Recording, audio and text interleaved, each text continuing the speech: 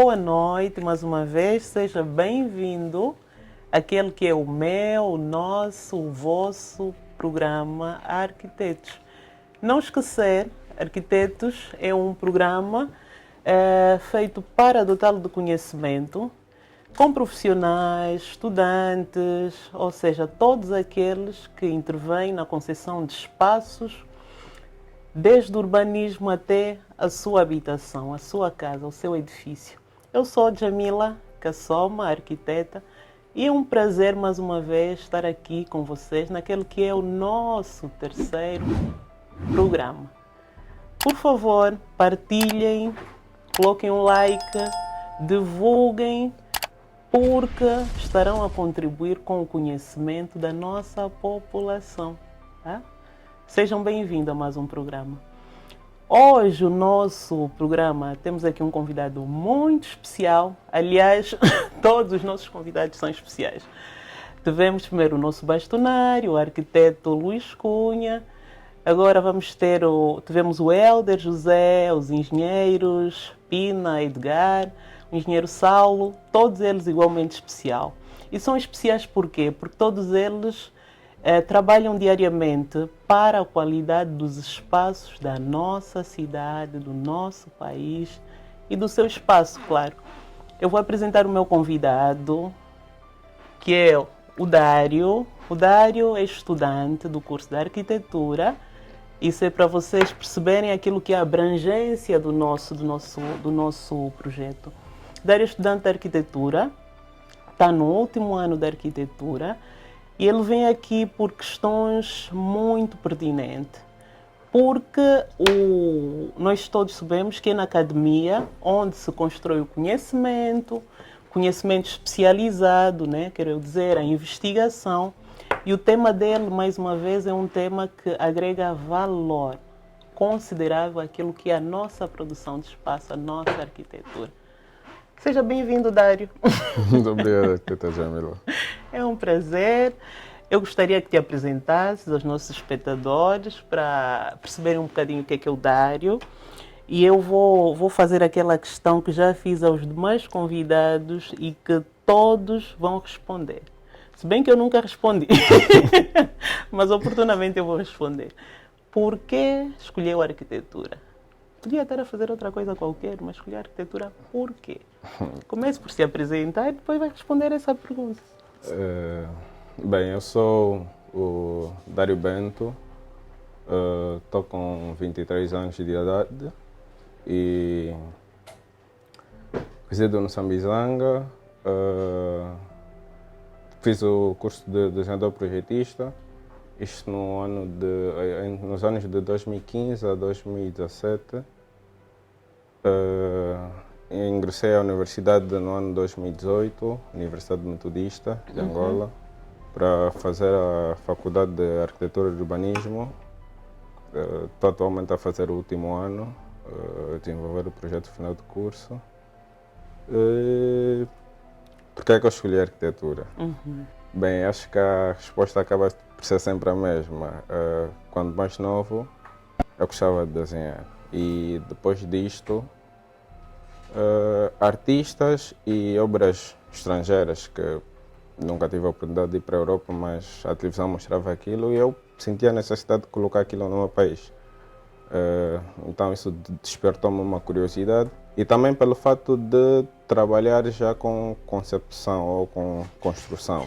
Ou seja, antes de ir para o curso de arquitetura já trabalhava na área? Mais ou menos. O meu pai era tipo que construía coisinhas, tipo casinhas, trabalhava com madeira. Não era a profissão dele, carpintarias, mas... portanto. Sim. Não era a área dele, mas trabalhava com isso e eu estava sempre ao lado. Então, acho que aquilo também ajudou a plantar um pouco da curiosidade e acabei por entrar nesta área que... E a vida no Sambizanga? E eu coloco, é curioso esse facto, né? O Dário vive no Sambizanga, que é uma das nossas áreas delicadas do ponto de vista urbano, né? Do nosso conhecimento geral. E o Dário escolheu a arquitetura. Como é que é viver no Sambizanga? enquanto estudante de arquitetura, com o conhecimento que vens adquirindo da arquitetura, o que é que isso te desperta, o que é que isso te diz? Nos fala um bocadinho da vivência do Sambizanga, no olhar do arquiteto, claro. Ok. Bem, a nível da arquitetura, Sambizanga, nós ainda temos, o Sambizanga ainda apresenta casas com métodos de construções vernaculares, por mais incrível que pareça. A zona em que eu nasci apresenta casas de pá, pica, também ainda tem casas de chapa, ainda tem casas de chapa lá em alguma zona, e taipa de mão lá também apresenta. Só que acabaram por ser todas rebocadas por conta da modernidade. Da modernidade. Podemos dizer assim. Ou seja, a autoprodução, né? Sim, da acabaram por ser todas rebocadas, mas ainda tem questões como coberturas, que ainda utilizam-se as coberturas que já não são as mais apropriadas. As pessoas preferem usar a chapa de zinco normal em vez de usar os painéis isotérmicos, acredito por conta do preço ou falta de informação. O custo, né? Há aquela situação do pessoal que ainda usa os perfil, as telhas de fibrocimento, mesmo depois de passar a informação que aquilo é prejudicial à saúde.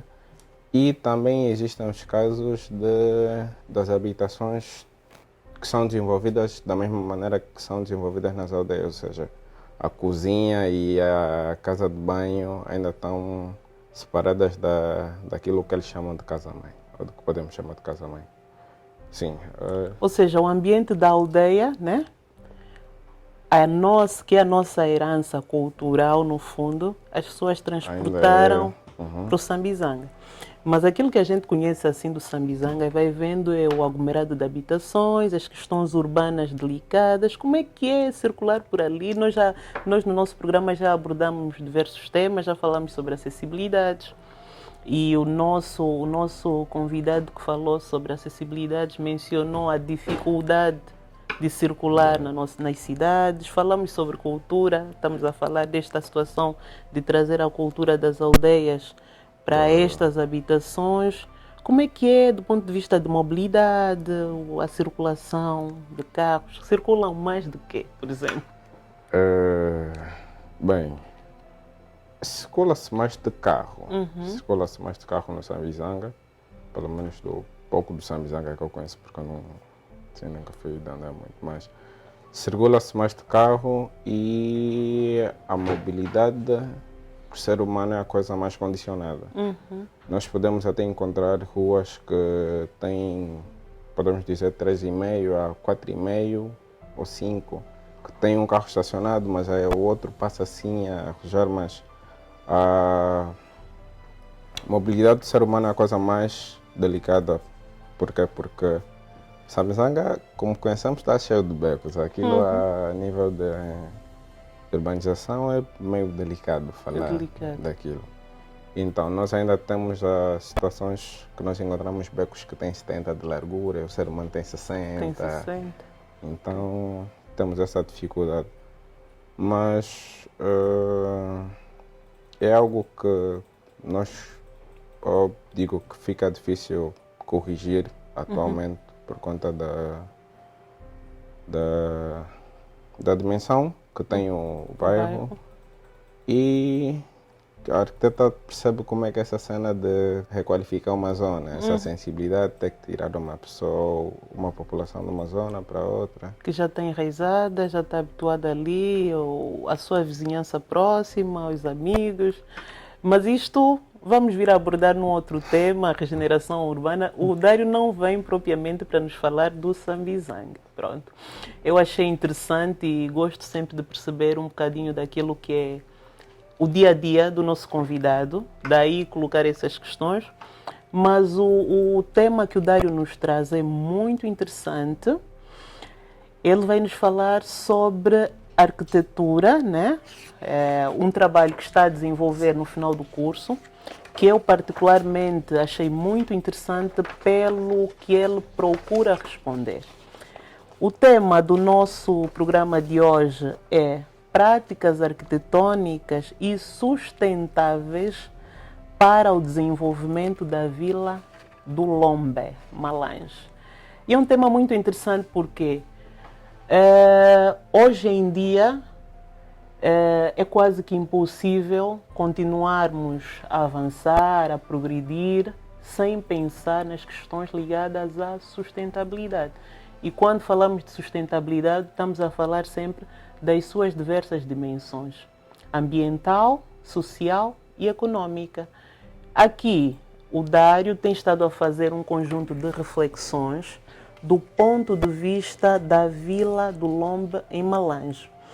Ou seja, há um texto que eu achei muito interessante, que li do seu trabalho, que diz o seguinte: a arquitetura contemporânea enfrenta desafios cruciais, indo além de estética e funcionalidade.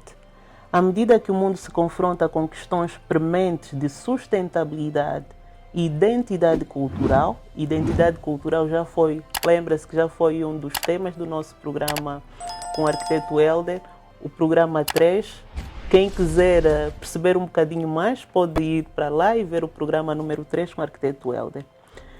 Ou seja, emerge a necessidade de repensar os paradigmas arquitetônicos. Portanto, eu gostaria que o Dário nos falasse um bocadinho do seu trabalho, por que este tema, o que de facto foi fazer a Vila do Lombe, se realmente é um trabalho que está feito com conhecimento de causa ou se fez à distância a partir do Google Maps, né? Então queria perceber um bocadinho isto, para enquadrarmos também aqui os nossos espectadores naquilo que é e por que o seu trabalho é interessante, né? Bem, eu acabei por escolher um trabalho, ou este trabalho, porque primeiramente achei que Luanda está a ser muito priorizada a nível de desenvolvimento arquitetônico urbanista. Eu não sei quais são os dados de estudantes de arquitetura nas outras províncias e tudo mais, mas por ter cerca de 64 arquitetos da minha turma a trabalharem para Luanda, eu decidi trabalhar para uma outra província. Decidiu ser excêntrico, o excêntrico da turma. Exatamente. Muito bem. Também se deve ao caso de eu ter viajado para Malange uma vez, passei pelo Lombe enquanto estava a caminho de Calandula, e me deparei com algo que eu só tinha visto, acho que em 2012, algo do gênero. São aldeias, casas de materiais vernaculares e tudo mais, e despertou-me a curiosidade. Mas depois decidi voltar lá para fazer o trabalho final do curso. A Vila do Lombe, ou melhor, a Comuna do Lombe, né? Posso dizer, né?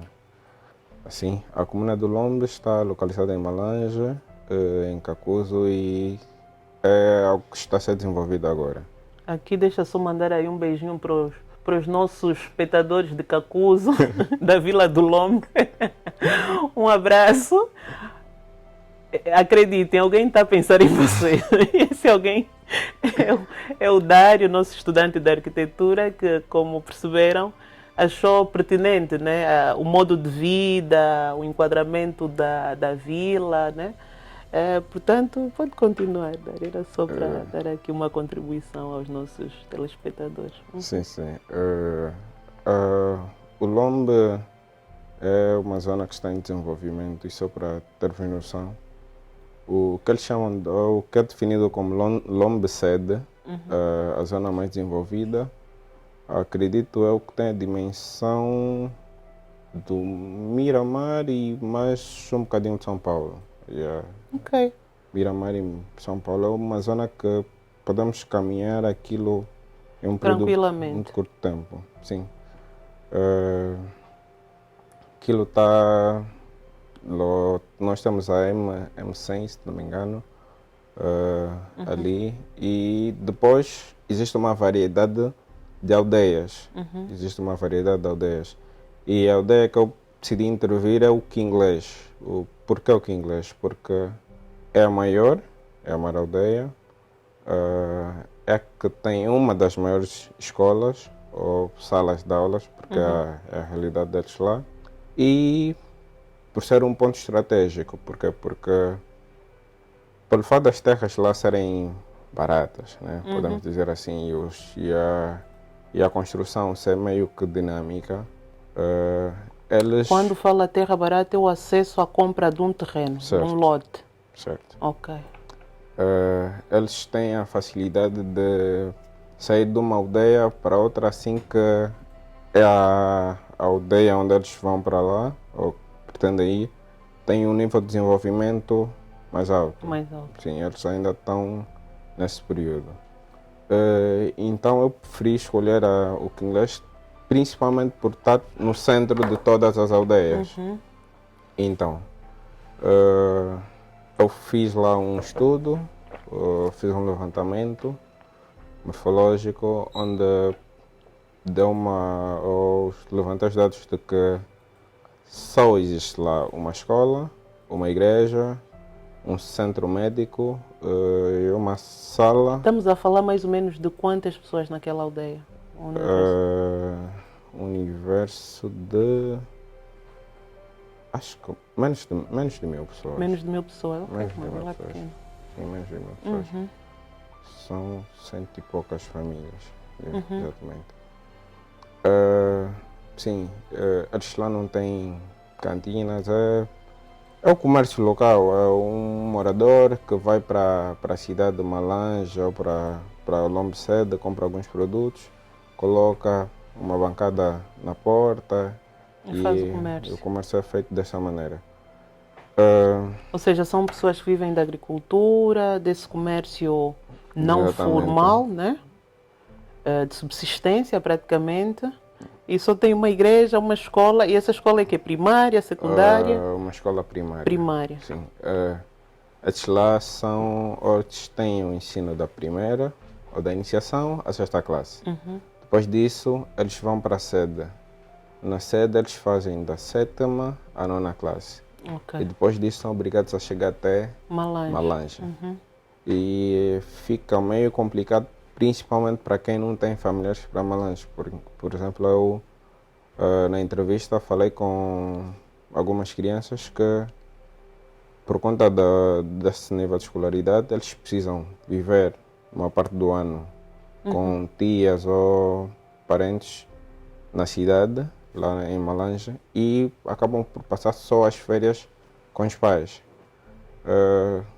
A falta de desenvolvimento de escolas ali também tende a dificuldade que os professores têm de dar aulas lá. O que é que acontece? É uma zona muito distante da cidade e os professores, infelizmente, ainda só saem da cidade de Malange para aquela zona. Para aquela zona,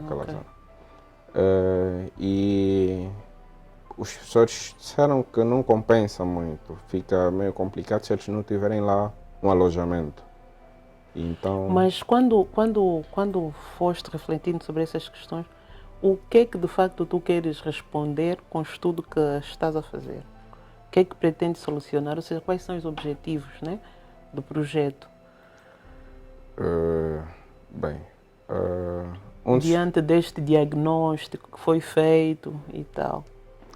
Um dos primeiros objetivos é ajudar a combater a deficiência de acesso à escolaridade às crianças locais.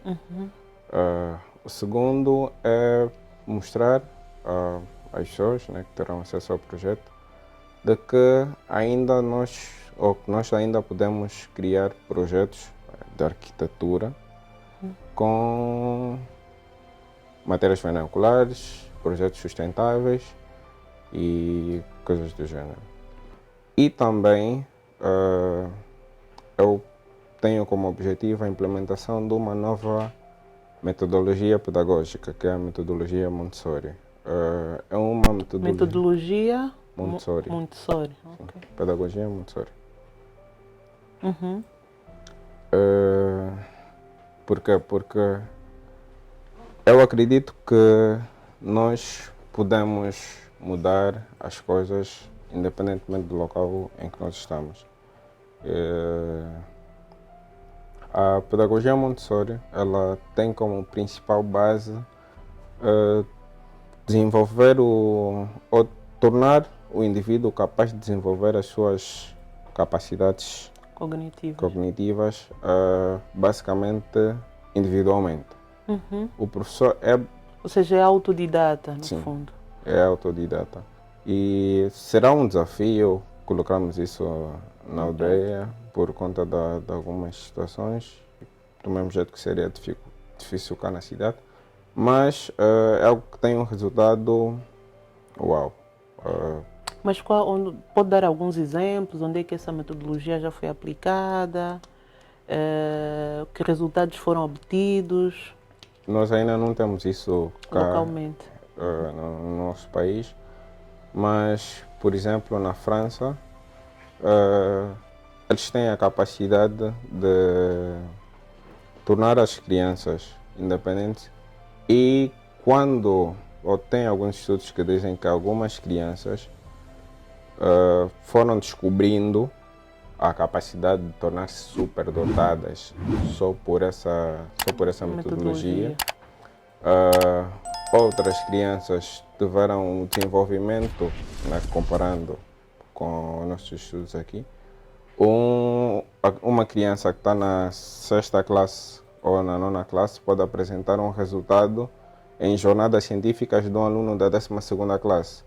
Por quê? Porque no princípio dos seus estudos ele foi desenvolvendo as coisas sozinhas e isso desperta certa curiosidade e o aluno vai querer sempre buscar mais e acabam produzir ciência em vez de ser alunos que só vão buscar informação dentro das salas de aula. O que me despertou interesse no teu trabalho, né?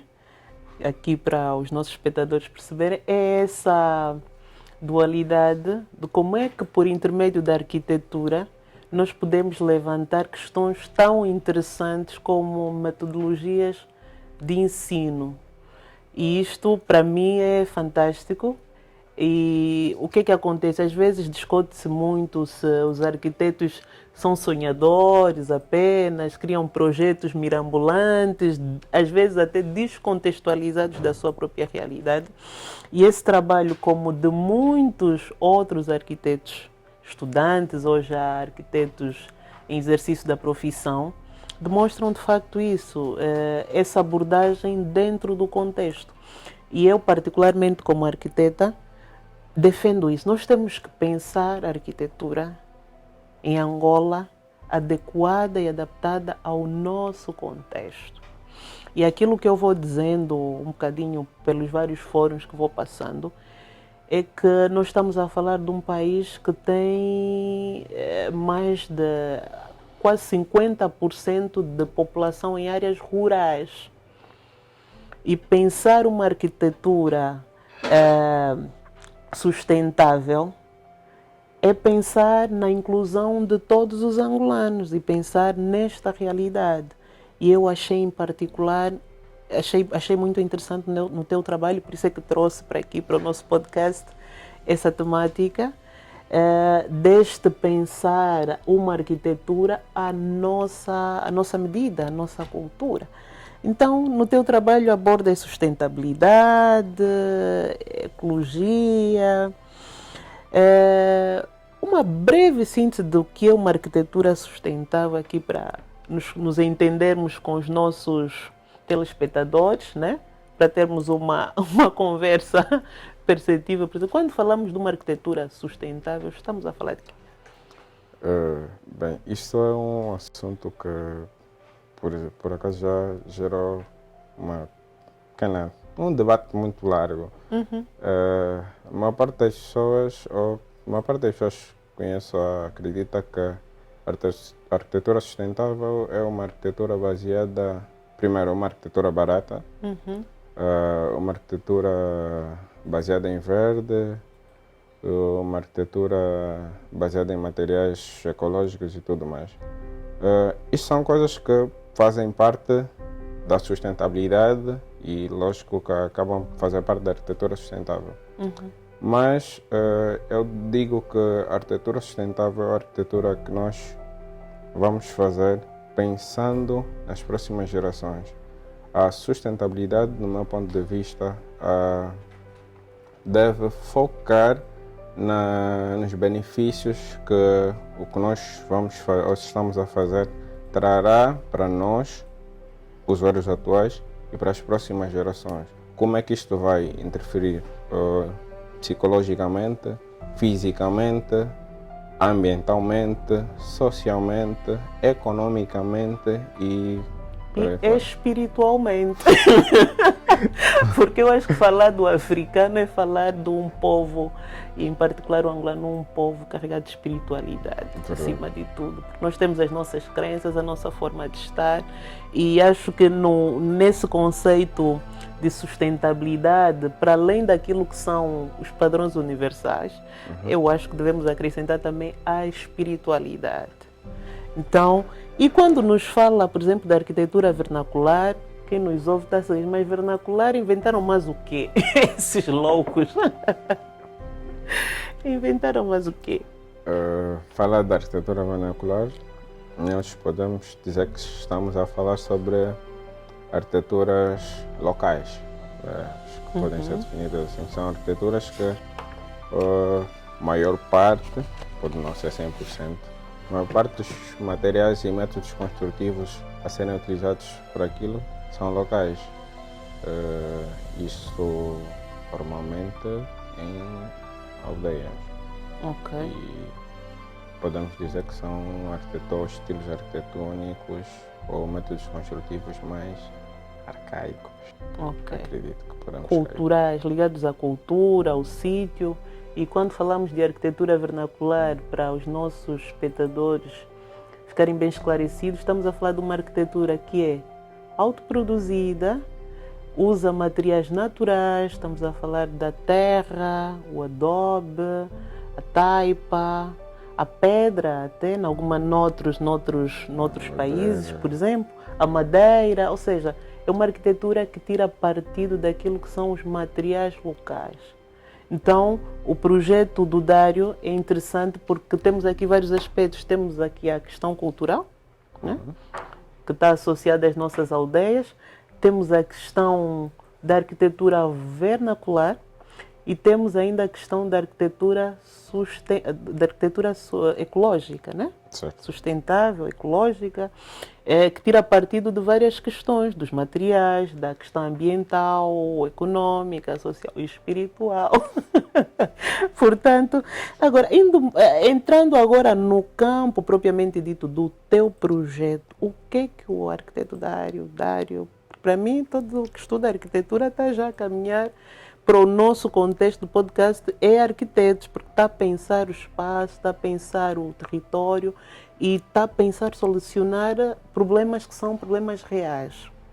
O que é que o teu projeto, de facto, depois dessa reflexão em torno dos conceitos, em torno do diagnóstico que fez daquela zona, o que é o teu projeto? Conta-nos a história do projeto.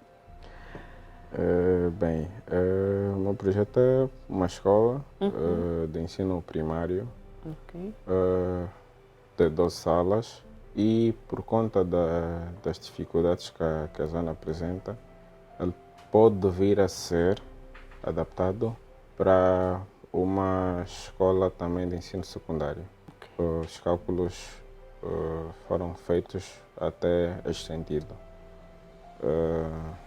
É um projeto também que, segundo os dados que me foram fornecidos pela administração lá do Lombe, tem a capacidade de receber ou albergar todas as crianças que estão fora do ensino dentro do Lombe.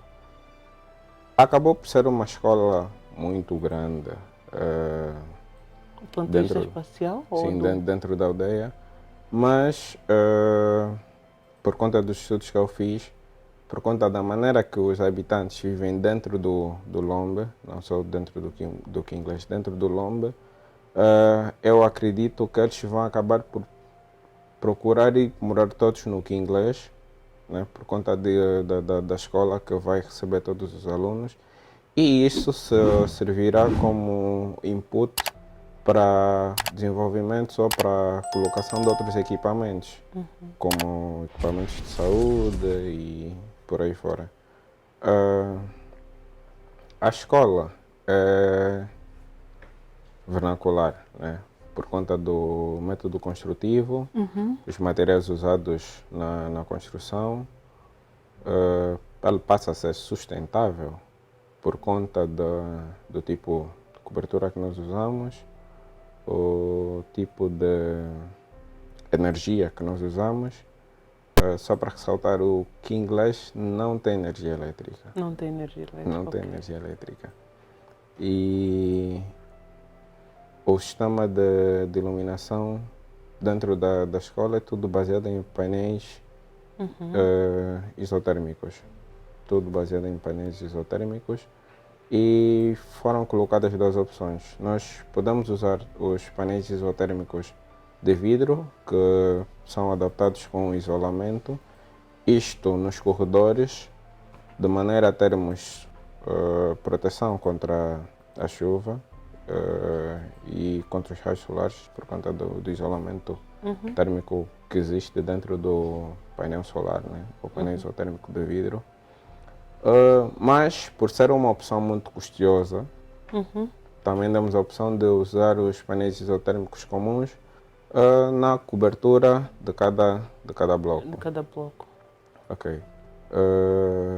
Nós também temos o sistema de retenção de água, que temos, nós temos 4 ou 5 blocos no projeto. Eu até gostava que nos falasse primeiro do conceito, né, do projeto, a organização funcional, Ok. se inspirou o quê, se foi na própria aldeia, se é disperso, se é compacto, se é como é que está estruturado.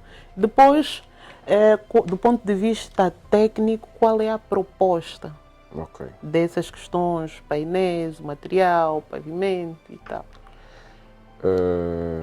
Bem, a nível de conceito, eu acabei por experimentar uma coisa diferente, né?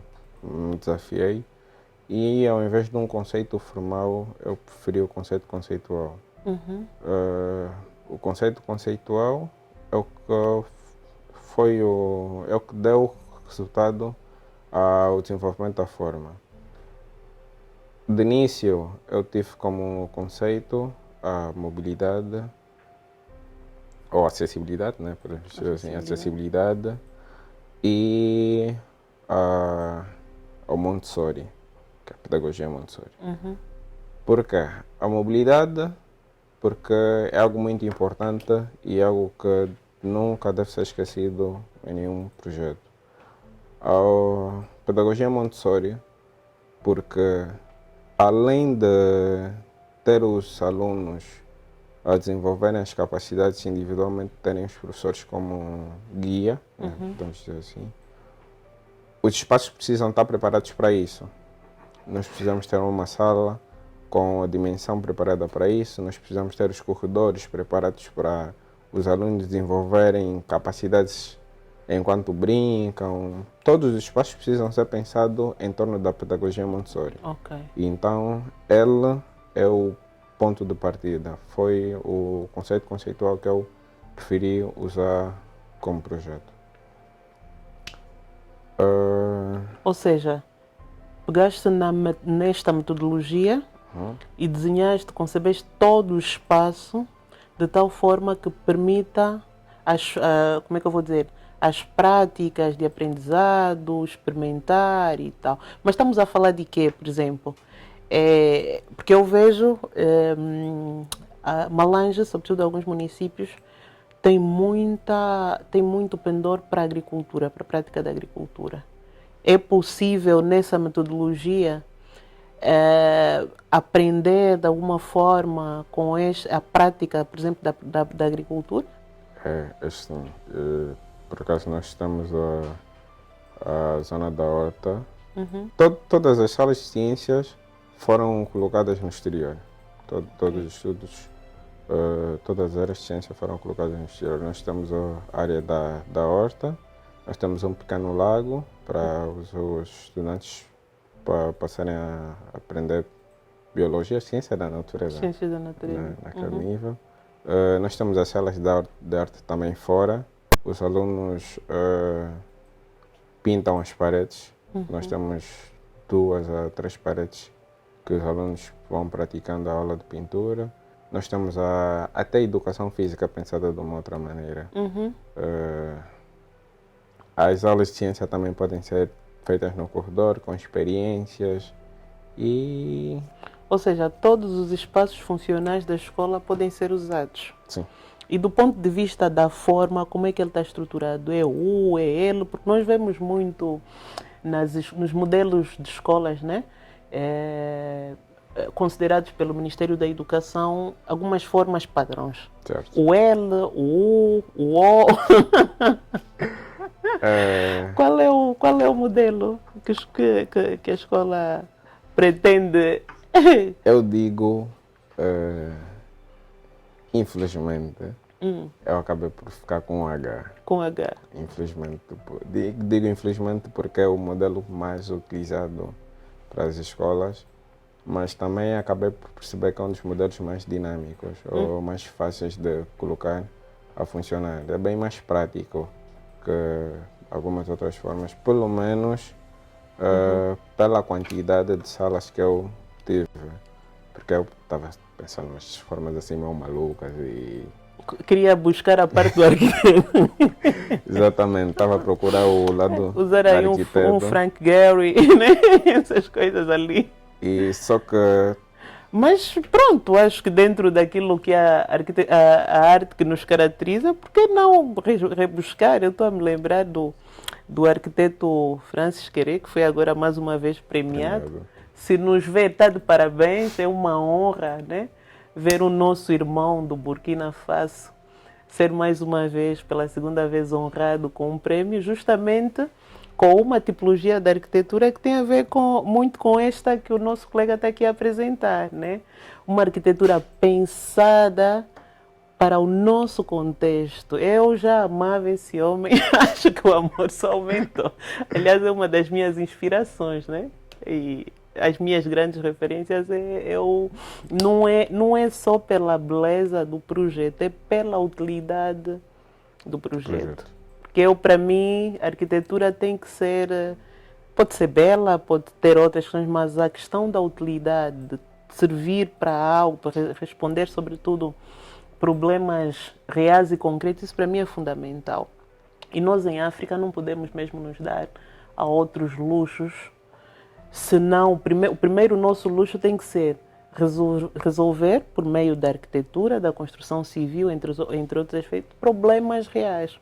E nisso eu estou a achar muito interessante aprofundar mais sobre o teu projeto, que conjuga não só uma metodologia inovadora, mas também a questão da reflexão da arquitetura adaptada ao local e desenhada para aquele povo.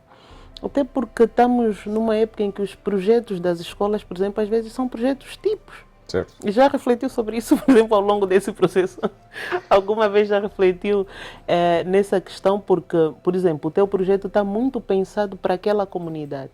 Agora, é um modelo que depois, por exemplo, imaginemos o Ministério da Educação pode achar interessante reproduzi-lo, faz sentido reproduzir?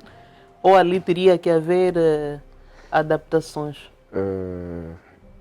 Eu não acredito que faça sentido reproduzir o projeto a 100%, principalmente por questões de pontos cardeais e tudo mais. Mas, pelo que foi pensado, se tivermos que adaptar para uma outra realidade, não seria um bicho de 7 cabeças. Ok. Agora, do ponto de vista, falamos aqui de arquitetura ecológica, sustentável, vernacular. Agora, concretamente, quais são as soluções que usou no projeto? O que é que pensou? Que faça com que quando nós formos lá visitar, espero eu que venha a ser construída, que haja ali uma alma que pense nas pessoas do Lombe e até pode ser por beneficência ou financiamento, queira oferecer e olha para o projeto do Dário e acha muito interessante e queira do ponto de vista da responsabilidade social. Eu estou-me a lembrar do Namib que ganhou a semana, alguns tempos atrás, né? Uma escola feita com material ecológico, do ponto de vista da responsabilidade social. Por que não olhar para a academia e ver o que a academia oferece de soluções interessantes?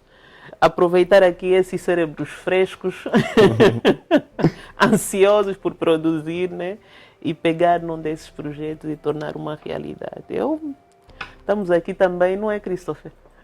Fazer essa advocacia. Se tiver aí um patrocinador do programa que queira unir esforços e se calhar visitar mesmo a vila, eu acho que era bom se tiveres fotografias. Vamos também passar aqui algumas fotografias da vila, que é para quem nos ouve, perceber bem o que é a realidade e entender mesmo que nós estamos preocupados em dar soluções reais. Não somos só uns loucos aí que andam a pensar em coisas fantasiosas, né? São coisas reais, então seria bom.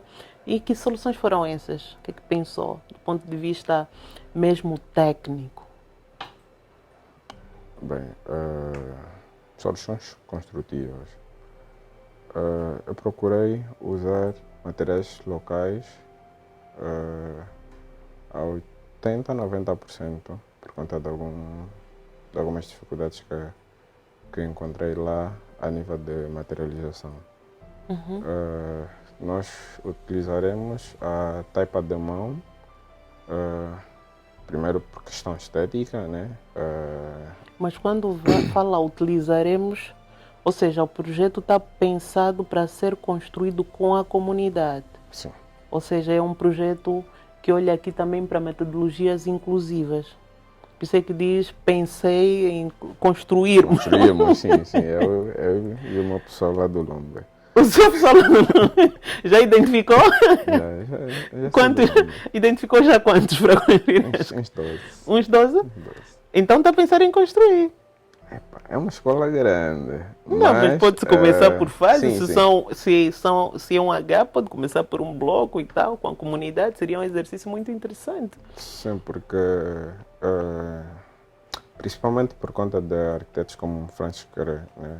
Acaba por inspirar a mim e alguns arquitetos ou candidatos a arquitetos que eu conheço a terem projetos do gênero. São coisas projetos que lá têm custos e tudo mais, mas por trazermos algo que os arquitetos dificilmente trazem para o nosso país, que é construir em locais, em aldeias e com materiais locais, seria muito interessante se por acaso alguma vez eu tivesse disponibilidade, aos poucos implementar umas 2 salas de aula, uma instalação sanitária ali, ou 3, para desenvolvimento de cada comunidade. E a taipa, quais são os outros materiais que pensou?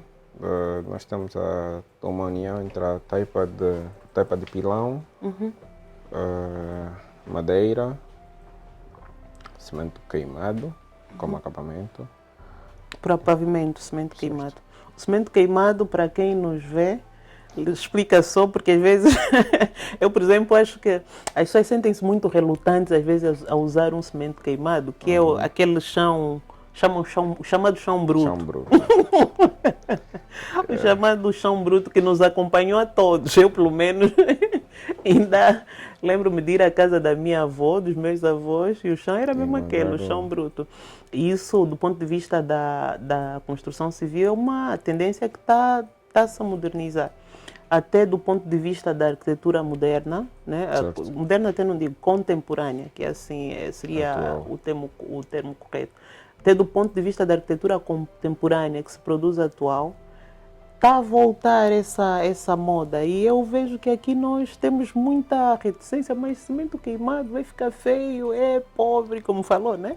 As pessoas tendem a associar a arquitetura sustentável com pobreza, né? Certo. Ou ecológica também com pobreza, ou mesmo com a arquitetura vernacular. Então quer dizer que os pavimentos seriam em cimento queimado, que esse é um dos termos técnicos, né? Sim, mas isso para as áreas de circulação e as áreas externas. Nas áreas externas também teremos pavimentos impermeáveis, certo? E para o interior nós acabaremos por usar, para alguns interiores, né? Acabaremos por usar bambu para o pavimento. Nós teremos algumas paredes revestidas para podermos colocar gravuras ou pinturas para as salas infantis, por conta da psicologia das cores, as imagens que as crianças precisam estar a encarar diariamente para poder despertar curiosidade e assim praticar as suas atividades. Nós, por exemplo, na quadra, nós temos uma quadra e a quadra está meio que no centro da escola e ela precisa de proteção. Aí nós vamos ter que recorrer aos artesanatos, Os artesãos locais. aos artesãos locais. E lá existem? Daquilo que tu verificaste? Dentro do que inglês, que é onde está a ser implementada a escola, não. Mas na sede, no Lomba, existem alguns poucos, sim. Só que também nota-se que fora a população que ainda vive da agricultura, o resto tende muito a fugir dessas práticas. Eu estou-me a lembrar de uma. Eu penso que foi aí uma reportagem, qualquer coisa assim, referente mesmo a Malange, que falava-se da cestaria, por exemplo, que tem estado a desaparecer. Né? Seria mais ou menos dentro desses materiais. Né? Certo. Tem estado a desaparecer. Até eu mesma, por vezes, já andei à procura ali de esteiras, né? Aquelas esteiras interlaçadas, sobretudo, porque a que aparece muito é aquela da fibra vertical, né? Certo. Agora, aquela entrelaçada está tipo ouro. Para encontrar ouro, era algo que existia com muita frequência. Então é isso. E do ponto de vista da água, por exemplo, quando se fala de arquiteturas verdes, fala-se muito também da bioclimática, né? Bioclimática é adaptar o edifício ao clima, né? Certo. Quais são as questões que pensaste ou soluções que encontraste para essas questões da bioclimática do edifício? Bem, Malange é uma província que o clima é meio irregular, se podemos dizer. Hoje chove, amanhã faz sol e tudo mais. E a taipa é um dos materiais mais indicados que eu encontrei. Acabei de escolher por conta deste motivo. A taipa, ela vai preservar a temperatura interior e coloca aquilo numa temperatura adequada para o ambiente.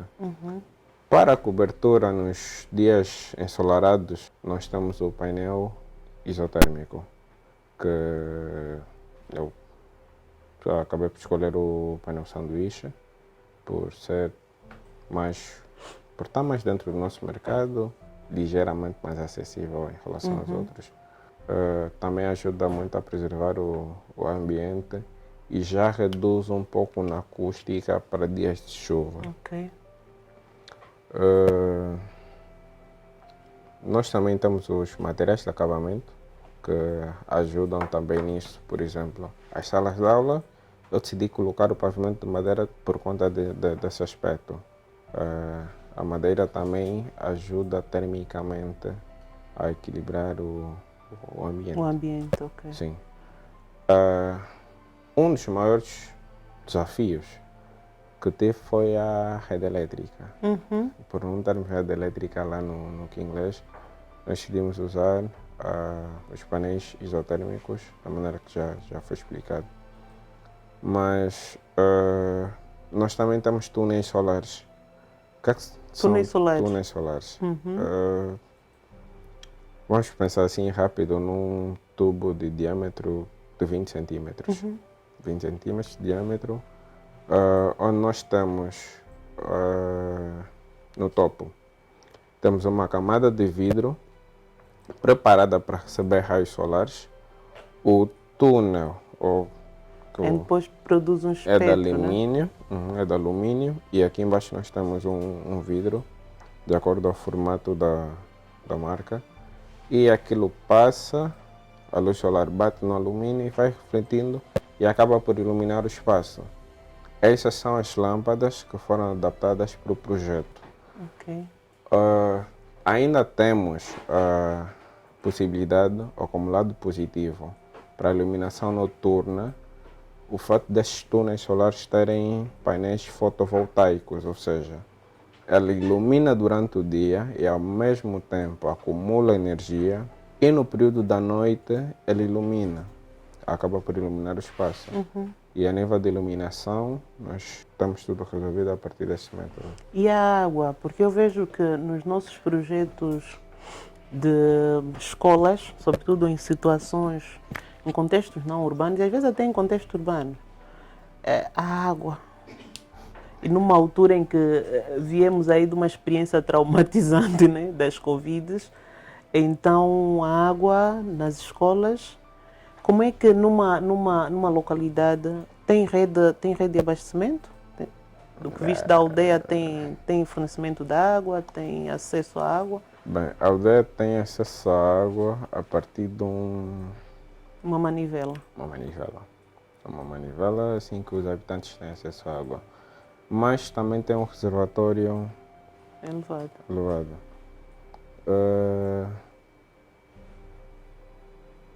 Como é que é abastecida a água? Eu estive a falar com alguns moradores da zona e eles disseram-me que ao redor do Kingley, se tu cavares bem, Bem muito, né? tu tens acesso à água, mas é uma prática assim meio cansativa e tudo mais. Então, Ou seja, só por furo, então. sim, sim. Ok. Nós damos tratamento ao reservatório aéreo que nós temos lá para poder alimentar ou sustentar a escola, e também temos a questão das águas recicladas, filtradas. Todos os blocos têm calhas que mandam para reservatórios que abastecem por gravidade. Essas águas são utilizadas para situações mais delicadas e mais diárias. As situações... Limpeza, Sim. higienização aí dos espaços. Se ver aí um verdezinho para para rega. irrigação e tudo mais. E para questões que nós precisamos de água potável, será mesmo do reservatório Do que nós reservatório. precisamos Agora, em termos de aproveitar. espaços, o que é que nós temos lá? Temos salas de aulas, temos mais o quê? Nós temos 12 salas de aulas, temos um refeitório, uma cozinha, depósitos, cantina, temos as salas de ciências no exterior, temos uma biblioteca a biblioteca tem uma sala de apresentação, um espaço para sala de informática e as áreas de leitura divididas devidamente.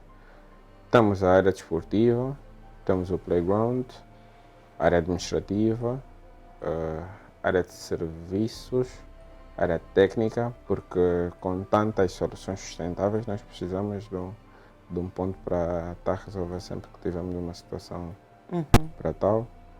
E temos a casa dos professores, que é indispensável para o projeto funcionar, porque senão teremos aí uma escola uau e não teremos E os nenhum professores têm onde para ficar. dar aula. E essa questão acho que é transversal a tantas outras realidades que se passa por ali, e felizmente, pelo menos aquilo que eu tenho visto a nível de projetos de escolas, já se começa a pensar, a partir do próprio Estado, essa realidade, porque algumas localidades são distantes, Mandar um professor para lá sem um sítio onde ele morar e tal, fica extremamente complicado. E eu, quando quis perceber a organização do espaço, do ponto de vista funcional, o que é que tem, era mesmo para perceber se existia lá um refeitório, uma cozinha, porque aquilo que é um dos nossos calcanhares de Aquiles, do ponto de vista do nosso país, é mesmo a questão da fome. Exatamente. Nas aldeias, às vezes os pais vão para a lavra, vão fazer as suas atividades e as crianças poderem, pelo menos do ponto de vista daquilo que é a escola, garantir uma refeição ou duas pelo período que estão lá. E é uma das condicionantes para a qualidade da aprendizagem. Então é muito interessante. Essa escola, qual é a capacidade? Está dimensionada para quantas pessoas? 420 alunos. 420 alunos. Muito interessante. Muito bem. Espero que estejam a gostar do nosso programa, o projeto do Dário. E vai ser usual no nosso podcast termos aqui pessoas de vários estratos do ponto de vista profissional. Vamos ter aqui séniores, júniores, aprendizes de feiticeiros. Não, estou brincando. Não é de feiticeiros. É mesmo aprendizes de arquitetos, de engenheiros. Vamos ter aqui técnicos, que é uma situação muito interessante. Pessoas que têm muita experiência e que esse conhecimento que eles adquiriram é mesmo o conhecimento da prática. Vamos ter aqui pessoas que não são arquitetos, não são engenheiros, mas vêm desenvolvendo projetos imobiliários interessantes. Eu espero que nos acompanhe, nos ajude a crescer, porque nos ajudando a crescer, vai garantir que a nossa população esteja informada. Eu costumo chamar da literacia arquitetônica, construção civil, entre outros. E é mesmo por isso que o nosso programa vem aqui para comatar uma lacuna que é a qualidade da comunicação do ponto de vista da arquitetura, do urbanismo, da construção civil, da construção das cidades, do país e por aí em diante. Dário, eu vou te deixar uma tarefa para agregar valor ao teu projeto. Seria muito bom que pudesses orçamentar o teu projeto, refletir isso para ter utilidade, porque eu acho que o interesse de nós concluirmos a nossa formação é pensar na possibilidade do nosso projeto ser construído. E quiçá, podes mesmo sair por aí apresentando o projeto, bater portas, fazer uma advocacia pelos nossos irmãos da vila ali do Lombe, né? Por que não? Mas para isso correr bem, vou-te passar um bocadinho daquilo que é a experiência que eu tive ligada, por exemplo, a projetos dessa natureza e sobretudo os de interesses sociais. Podes desenvolver aí um estudo financeiro para o teu projeto. Ok, no final do curso, professor, o meu projeto é esse e eu sei que vou fazer esse projeto no Lombe e vai me custar X, apesar do nosso Kwanza dar as voltas que ele vai dando. Mas era importante teres ali um orçamento. Quem sabe o nosso projeto atrai ali pessoas interessadas em ir lá pôr a mão na massa. E quem sabe ali o nosso produtor Christopher vai encontrar um bom patrocinador. Que é para ajudarmos aqui os nossos irmãos do Lombe a ganharem uma escola. Porque eu acho que nós não devemos só esperar o Estado. Aqui, cada um, com aquilo que tiver, pode fazer alguma coisa. Atenção, é a responsabilidade do Estado, mas ainda assim, cada um, com aquilo que tiver, pode dar a sua contribuição. E, no fundo, é esse o trabalho que o Dário nos apresentou aqui. Dário, o que é que ocorre dizer mais aqui em tom de conclusão do nosso projeto? Por exemplo, se existirem pessoas que queiram encontrar o teu trabalho, tem alguma plataforma onde vais disponibilizar? Se houver pessoas que queiram pesquisar mais, por exemplo, eu sei que em algumas aldeias há comissões de moradores, possa ser que alguém esteja a ver o programa e diga, não, eu quero pensar em soluções dessa natureza para aqui, para a minha aldeia. Onde é que podemos encontrar mais informações? Onde é que podes disponibilizar o teu trabalho? Uh, o meu trabalho está a ser. Eu estou a acabar de preparar uma apresentação para poder disponibilizar o meu trabalho. Isso estará nas plataformas digitais como YouTube, Instagram, Behance e Facebook. Isto tudo está em nome de Dário Bento. Para comunidades que por acaso queiram ter projetos do género ou ter acesso ao meu projeto, é bem mais fácil contactar-me a partir do número de telefone. Aproveita já, deixa ali o número de telefone. Se não tem namorada, ganha uma. E casamos já também aqui o arquiteto. Não é? Isso... É melhor deixar aí o contato, o Facebook, as páginas. Né?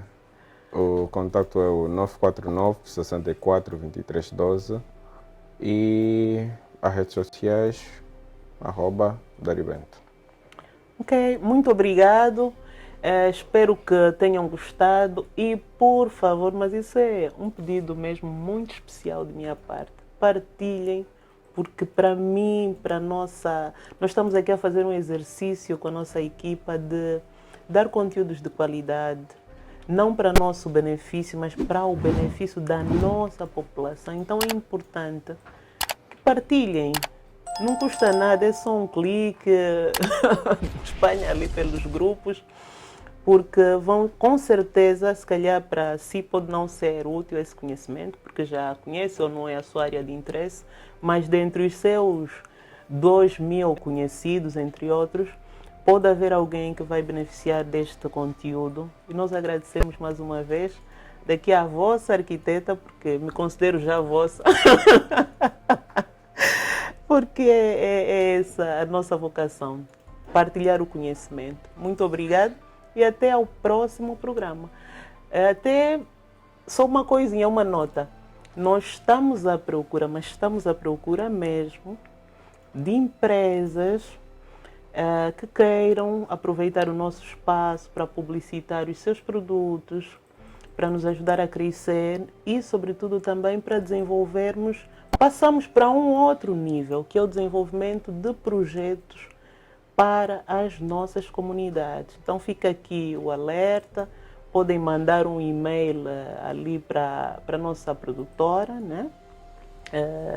Vai ficar o contato embaixo, mandem e vamos fazer um movimento da qualidade. Há pessoas que precisam às vezes de auxílio, uma reabilitação básica, uma intervenção e que não consigam com os seus próprios recursos fazer porque estão em condições de extrema vulnerabilidade. Então é para isso que nós vamos reunir esses esforços, esses nossos patrocinadores, para fazer aqui a diferença. Um beijinho e até ao próximo podcast.